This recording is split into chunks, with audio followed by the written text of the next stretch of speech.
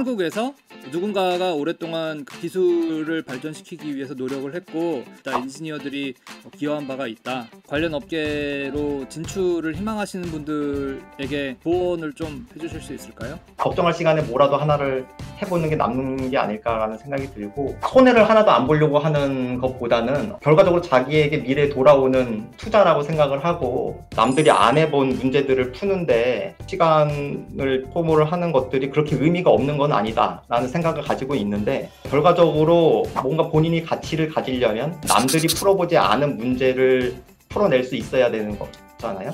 제 채널 보시는 많은 분들이 도대체 컴퓨터 그래픽스는 게임 말고 어디에 쓰냐 이런 질문을 하시는 경우가 많아가지고 제가 오늘 또 특별하게 한 분을 모셔봤습니다. 한국에서 가장 큰 CG 스튜디오라고 할 수 있는 덱스터 스튜디오에서 CTO를 지내셨고요. 지금은 인공지능과 그래픽스 관련 기술 벤처 디블라트를 창업하신 최한호 대표님을 모셨습니다. 많은 분들이 컴퓨터 그래픽스 하면 사실은 게임 쪽을 생각하는 경우도 많고, 또 아마 처음에 그래픽스 시작하실 때도 게임 업계가 꽤 괜찮은 편이었는데 그럼에도 불구하고 이제 경력을 CG, VFX로 시작을 하셨고, 또 최근에 이제 기술 벤처까지 창업을 하셨는데 어떻게 지내오셨는지 한번 들어보고 싶습니다. 대학교의 학부 전공은 이제 서울대학교 공과대학 조선해양공학과고요. 근데 거기서도 사실 컴퓨터 그래픽스를 많이 다뤄요. 기본적으로 CAD 베이스의 기계공학 분야이기 때문에 그런 것들을 하면서 굉장히 재밌다라는 생각을 많이 느꼈고, 3, 4학년 때는 컴공과 가서 여러 가지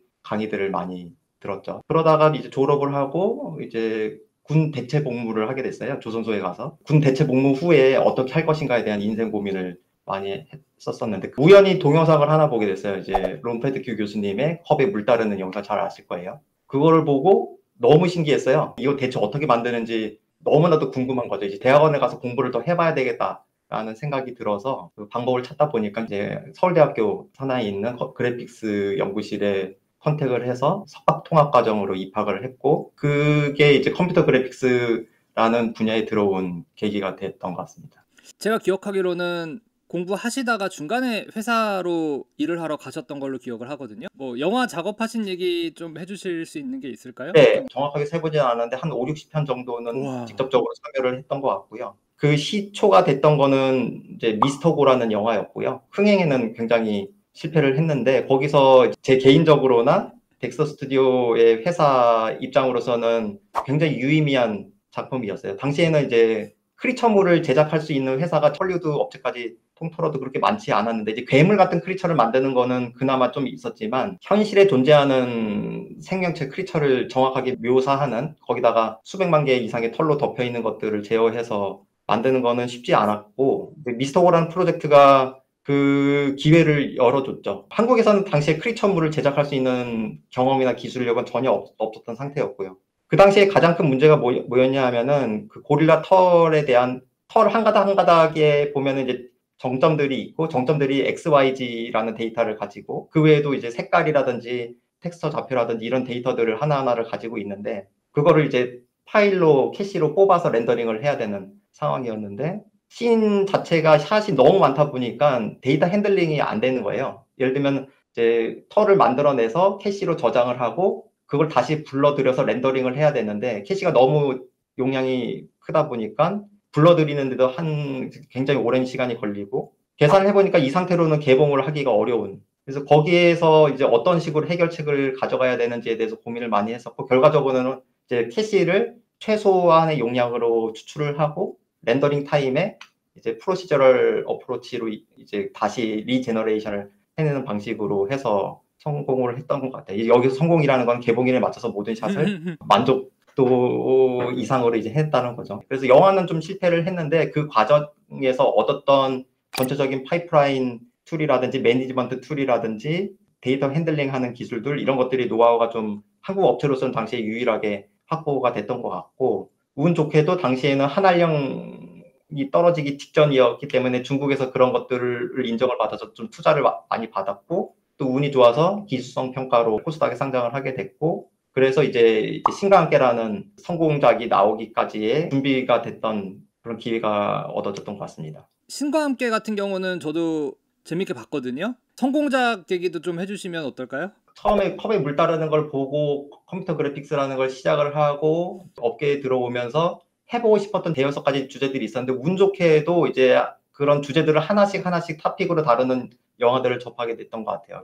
미스터고에서 이제 털 솔루션을 다루게 됐었고, 해적 바다로 간 산적이라는 영화에서 바다, 오션 2를 만들어서 적용을 했었고, 그런 것들이 하나하나 쌓이다 보니까 이제 중국 영화들을 많이 하게 됐는데, 중국 영화들은 좀 크리처물들이 많아요. 도깨비라든지 괴물들이 나오는 것들이 많고, 당시 한국 영화에서는 상상하지 못했던 주제들로 다양한 것들을 만들었었는데, 어느 날 이제 아티스트들 그 작업하는 것들을 봤는데 그 털을 만들던 솔루션으로 풀을 만들고 있더라고요. 그래서 이게 이런 식으로도 확장이 될 수 있겠다라는 생각이 들었고, 그것들을 이용을 해서 이제 신과 함께 7개의 지옥을 만들게 됐던 거죠. 그 뒤에는 어쨌든 그런 파이프라인들을 적용을 해서 계속 고도화시키고 여러 작품들에 투입을 했었는데, 대표적으로 이제 중국 광저우에 있는 플라잉 시어터, 굉장히 넓은 영역을 가상의 공간을 날아다니면서 하늘에서 구경하는, 거기서도 환경 제작 툴이 사용이 됐었고요. 그런 것들을 기반으로 이제 기생충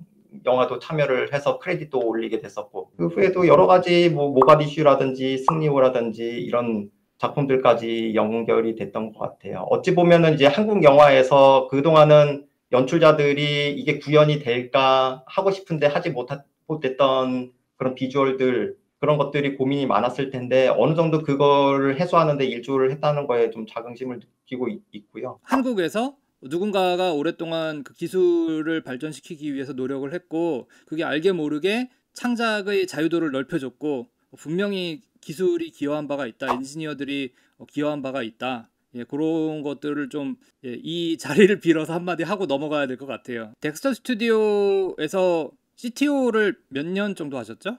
제가 덱스터 스튜디오를 정확하게 만 10년을 채우고 퇴사를 했는데 마지막 한 3년 정도가 CTO였던 것 같고요. 이제 코로나 기간이었어요. 사람들을 뽑기가 굉장히 힘든 시기였어요. 한 2, 3년 전부터 엔지니어들의 몸값이 폭발적으로 상승을 하고 딥러닝이 이제 보편화되기 시작하면서 VFX 업계에 몸담았던 개발자들이 국내외 빅테크 기업으로 많이 가게 됐었죠. 더구나 이제 VFX는 사실 돈을 굉장히 많이 버는 분야는 아니에요. 그러나 게임 회사는 상황이 많이 달랐고, 게임 회사로 이직을 하는 순간 연봉이라든지 복리후생이라든지 그런 것들의 처우가 급상승하는 거가 있었기 때문에 이직들을 굉장히 많이 했고, 그래서 많이들 덱스터에서 떠나서 게임 업계로 이직하신 분들이 당시 굉장히 많았고요. 하여튼 덱스터에 있으면서 마지막 3년은 좀 많이 우울했어요. 그 사람도 뽑을 수가 없었고, 그렇다고 다른 인더스트리로 더 좋은 처우를 받으면서 떠난다고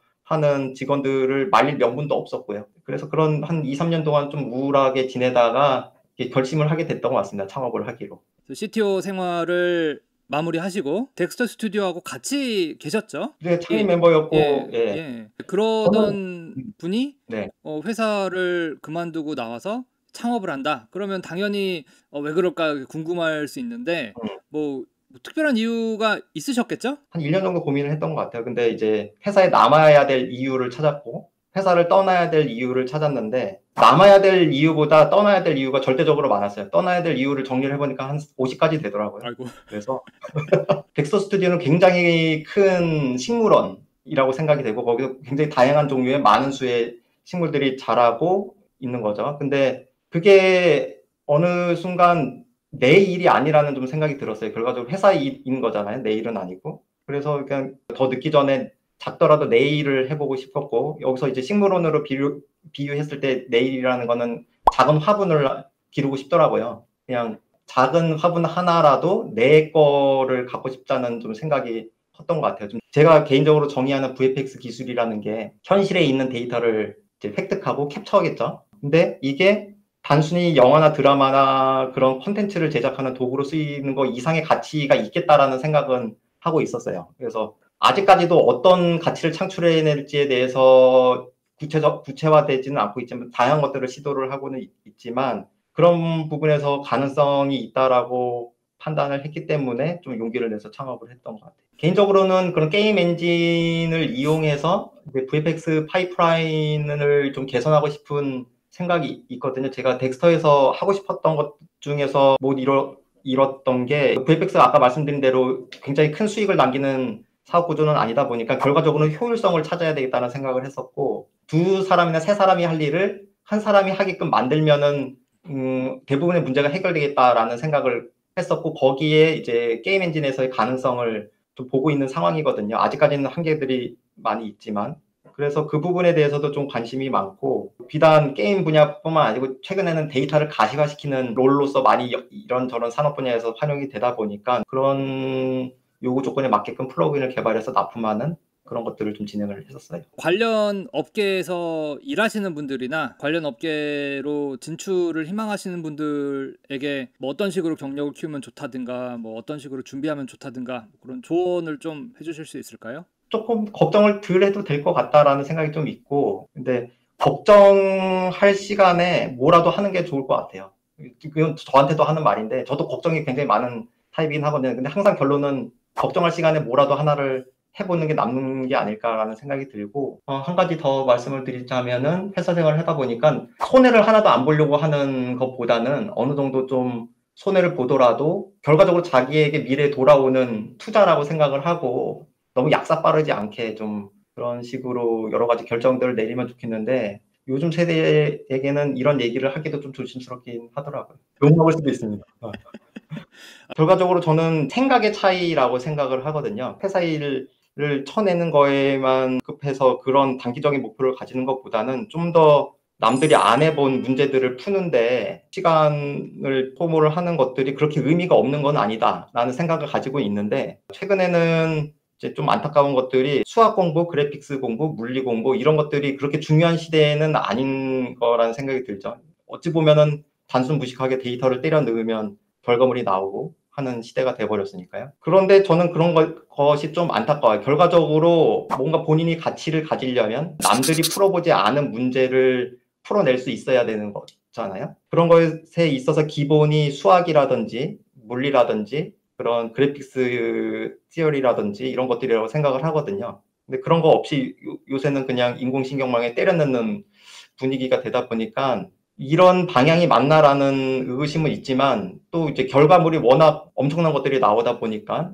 당분간은 이렇게 갈 것도 같고, 예. 그래서 지금의 20, 30대 세대에게 어떤 식으로 이 일을 대하고 자기 커리어를 향상시키기 위해서 노력을 해야 되는지에 대한 방법, 이런 것들을 조언해 주기가 꽤 조심스럽긴 합니다. 최근에는 생성형 AI 시대다 보니까 오히려 그런 기술적인 것보다 인문학적 소양도 굉장히 중요하더라고요. 미술사라든지 뭐 영화에 대한 이론이라든지 그런 것들도 도움이 된다라고 하면은 뭐 굉장히 잘 적응하고 성장할 수 있을 거라는 확신을 가지고 있습니다. 자, 그럼 여기까지 최한호 대표님 모시고 여러 가지 좋은 얘기 많이 들어봤습니다. 감사합니다.